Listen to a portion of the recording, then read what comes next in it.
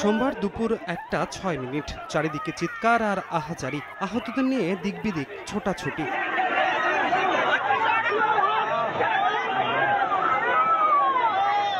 প্রত্যক্ষদর্শীরা জানান, স্কুল ছুটি হয়ে যাওয়ার পরই রাজধানীর উত্তরার মাইলস্টোন স্কুল অ্যান্ড কলেজের একটি ভবনে আসছে পড়ে বিমান বাহিনীর F-7 BGI নামের একটি প্রশিক্ষণ বিমান। উড্ডয়নের পরপরই আসছে পড়লে মুহূর্তেই আগুন ধরে যায় ভবনটির একাংশে।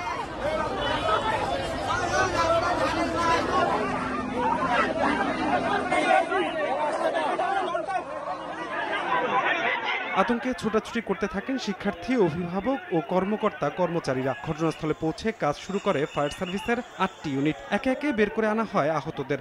আমরা ক্লাস থেকে অনেক বড় একটা বিকট শব্দ শুনি, এন্ড শব্দ শোনার পরে আমরা জাস্ট উপর থেকে দেখি যে এমন একটা অবস্থা, জাস্ট জেট প্লেনটা এসে আঘাত হানে এন্ড ব্লাস্ট হয়ে যায়। দেখলাম যে পিছন থেকে কি জানি একটা আসলো,